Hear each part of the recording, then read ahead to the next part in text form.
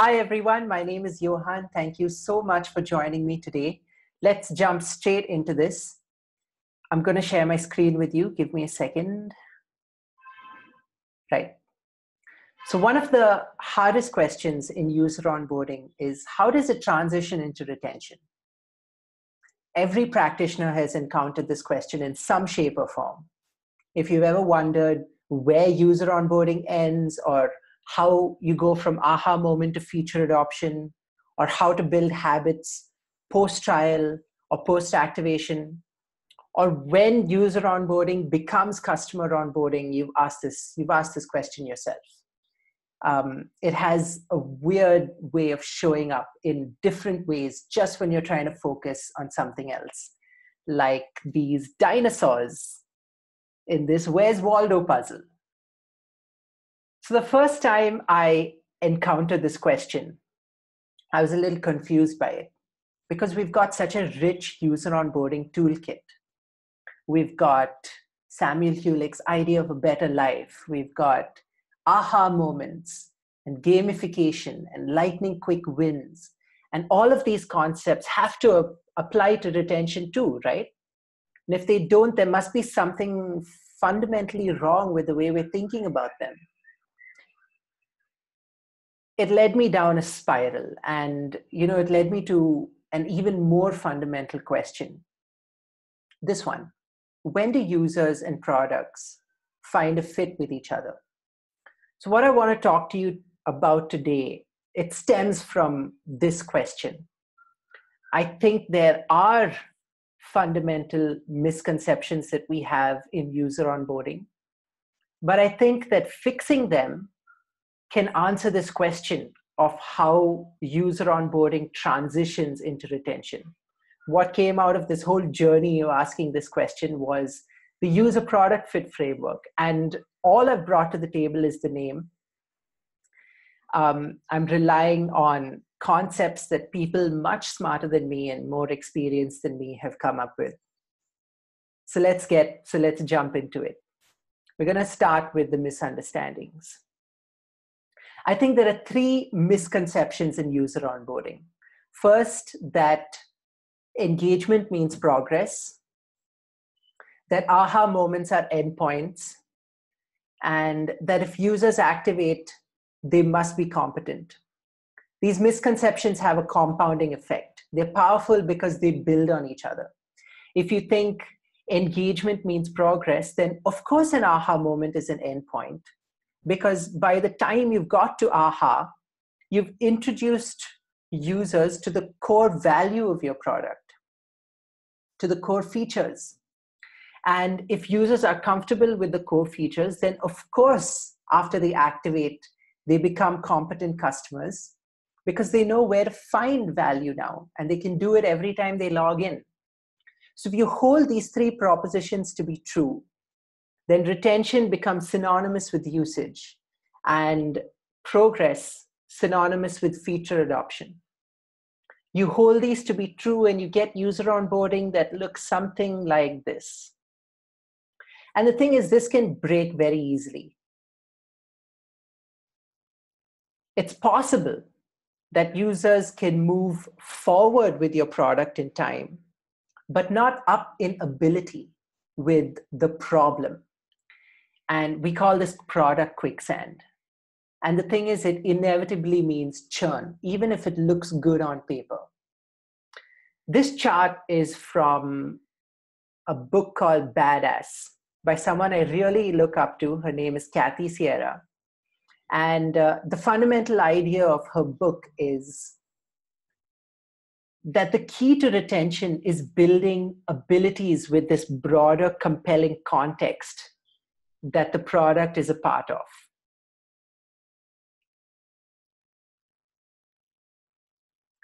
So as you can guess, this idea doesn't really fit into the way we traditionally think about onboarding flows, because we told those three propositions to be true. The misconceptions have left no room for ability with the compelling context, because they force us to focus on ability with the product. And when you're focusing on engagement, it's really difficult to figure out, okay, what happens here? How does this leap come about? And this happens with all of the tools that I sign up for. They're so excited. They're like, go check out this tab and download this template and press this button. And I do all of it. And then I'm kind of lost. This happened most recently with Notion. I love it.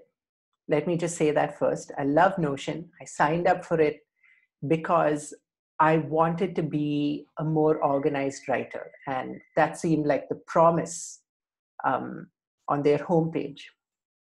So I signed up for it. They gave me a bunch of templates. They sent me emails that were super feature focused. And they told me, like all of the cool features that I could leverage.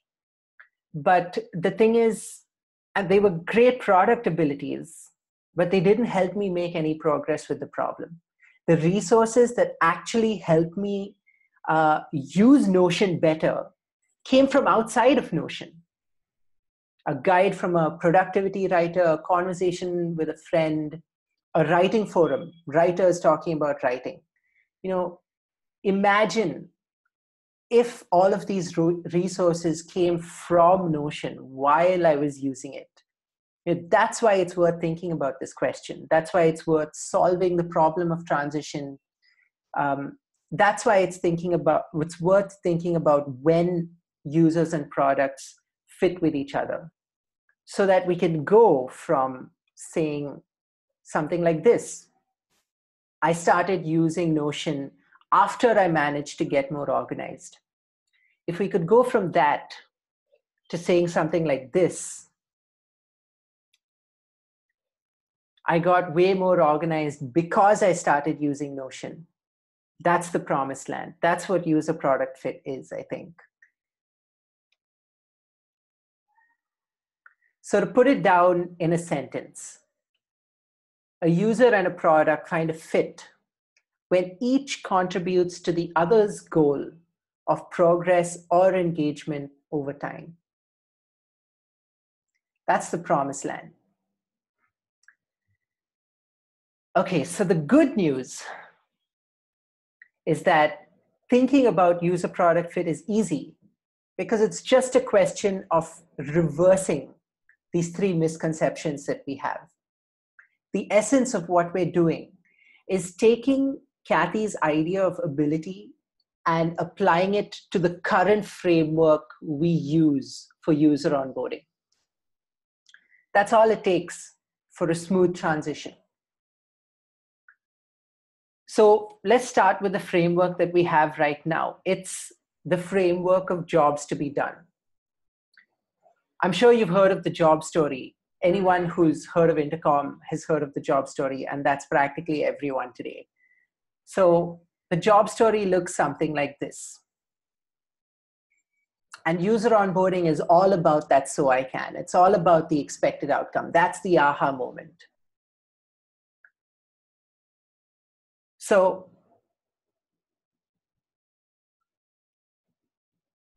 take a productivity goal, like goal tracking. So when I frame it as a job story, it looks something like this. On the 1st of Jan, when I've set a goal for myself, I have all these new resolutions. I want to use a tracking tool so that I can visualize my progress. Now, products innovate on the I want to, that middle piece, the motivation. There are dozens of apps that track goals differently. So good user onboarding puts the product front and center, sells the benefits, removes the friction, makes getting to an aha lightning quick, and we hope that's enough to get users coming back a second time around, right? So I think that reversing those three propositions that we started with changes this job story just a little bit. Let's start with misconception 1. Engagement means progress. I don't think it does. Engagement is a part of progress, sure. But what really moves the needle is building new abilities. Let's take that same example. Before you can set a goal for yourself, you need to build the ability to recognize what productivity looks like. You need to apply those productivity principles to your own context. Before you can start tracking goals, you need to have the ability of coming up with a plan, a productivity plan. You need to have the ability of knowing what makes a goal a good goal. So the journey of progress is really about developing these abilities, ability building. You only make progress when you have new abilities that you didn't have before. And products, and when I say products, I mean engagement with products, they can feature at any point in this journey. Alan Clement says it best. He says, humans are limited in our abilities. If we want to change them, we rely on our own innovation, or we rely on someone else's.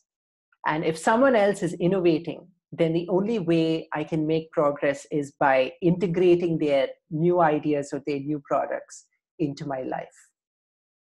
Jumping back into the journey of progress, products can feature in it at any stage and in any capacity. Like take Todoist, for example.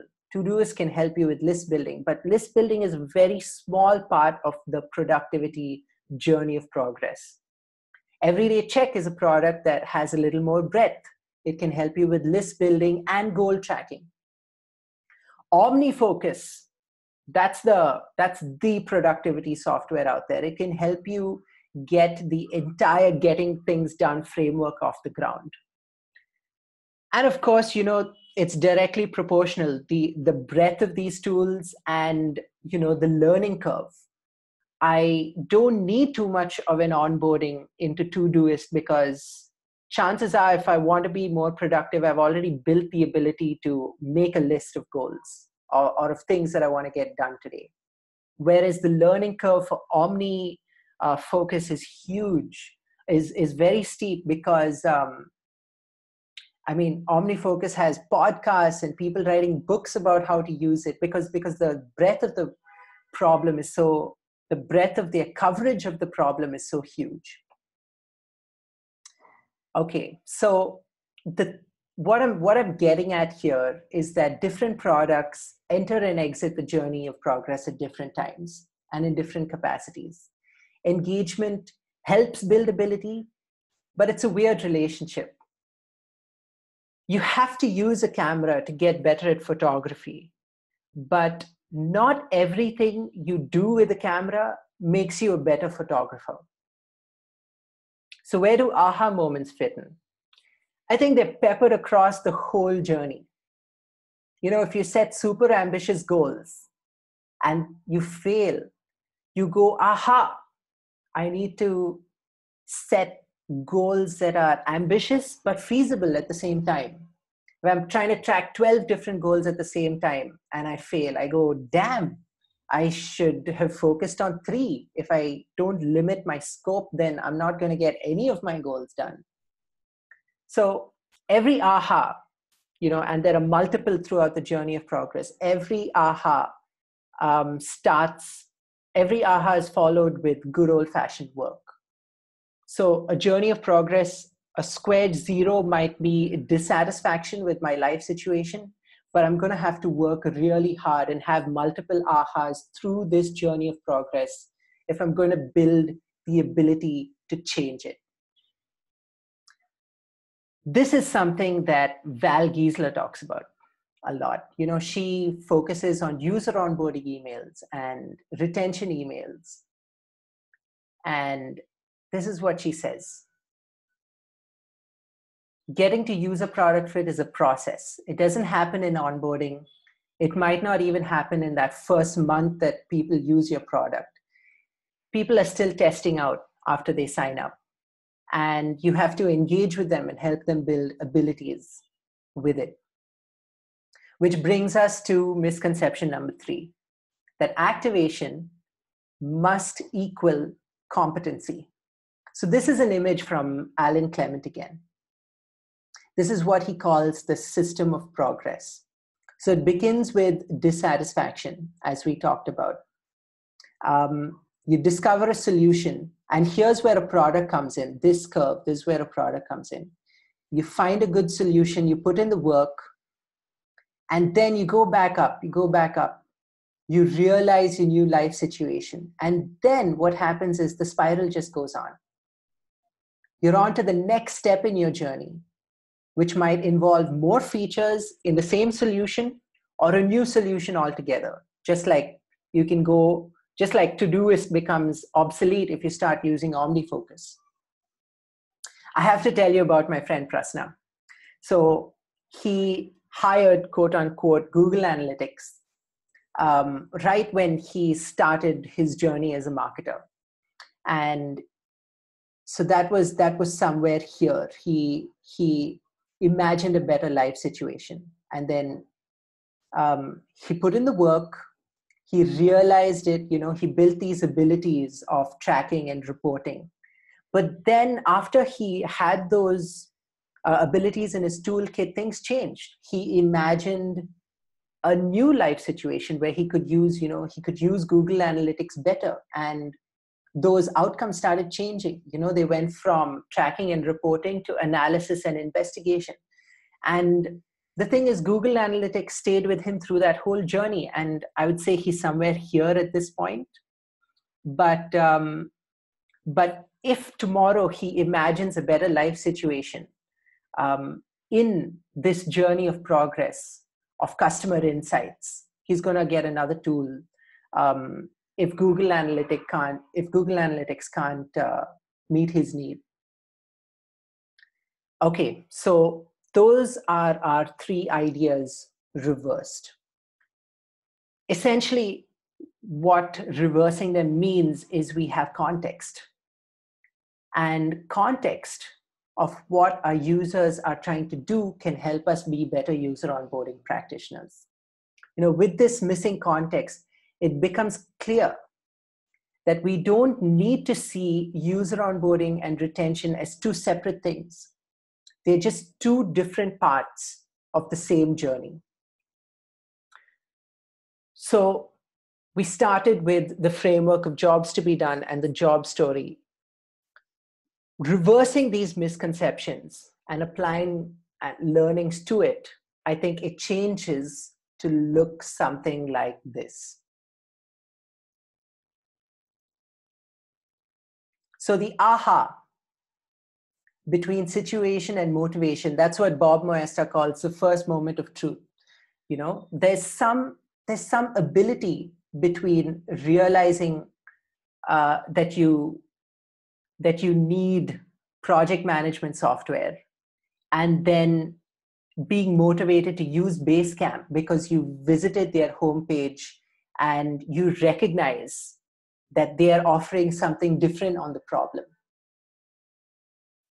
You go, whoa, I never saw it like that, right? And there's also an ability gap and an aha opportunity, maybe multiple aha opportunities between motivation and outcome one.